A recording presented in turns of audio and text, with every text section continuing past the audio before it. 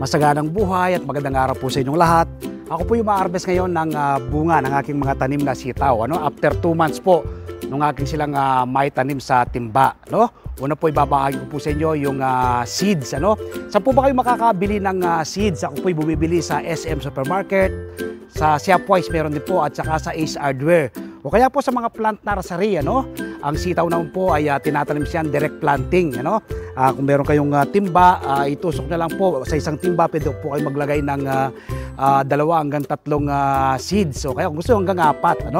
Tapos kapag lumalaki po yan, tinitiling the soil po ninyo. Ginagamit ko pong lupa, 60% buwag na lupa, 20% ay vermicast, another 20% ay coco-peat o kaya po ay carbonized rice hull. Abang lumalaki po ang aking mga tanim na halaman tulad ditong sitaw, nagdadagdag po ako ng vermicast. At after 2 months, ito nga po, pwede ka nang humarbest. Kaya humarbest ngayon, ako po'y magluluto ng masarap at masustansyang crispy sitaw alamang sa sakang reporter.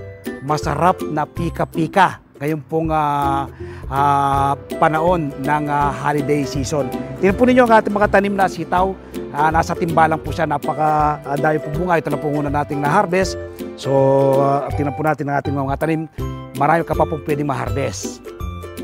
So, kikita nyo po sa timba lang nakatanim. Ayan po sa timba. Ayan. Sa timba. Ayan po yung mga bunga. Ayan ang mga bunga. Dito. May bunga mga tapos flowering, tuloy-tuloy pa po yung kayang pagka-flower. Ito po yung mga flower, Yan mga flower. Yan.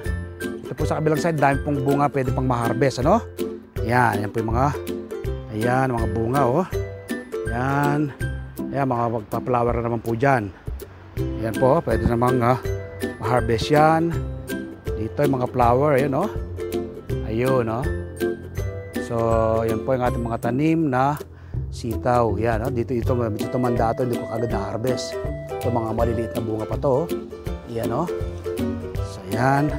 Nakatanim lang po yan sa timba. Ang ganda po yan, Yan. Yan po yung mga tanim kong sitaw na yan. Yun.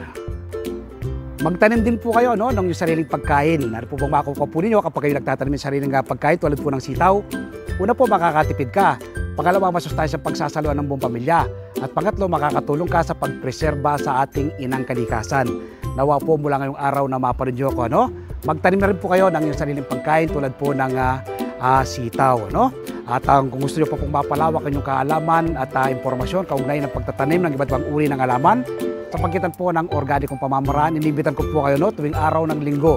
Manood po ang aking TV show, Masaganang Buhay. Napapanood po yan alas 7 hanggang alas 8 ng umaga sa 1PH Signal TV, Channel 1 ng TV5.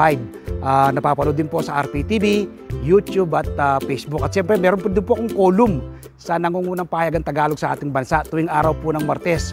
Umaga po kayo ng kopya ng Filipino Star ngayon. Isinusulat ko po rito ang iba't ibang do-it-yourself tips at iba pang sekreto sa pagsasaka. At siyempre po, yung hindi pa nakasubscribe sa aking YouTube channel, ang Magsasakang Reporter, mag-subscribe na po kayo. Nang sa ganon ay may share ko po sa inyo ang simple at madaling pagtatanim ng iba't ibang uri ng green leafy vegetables at mga fruit-bearing trees.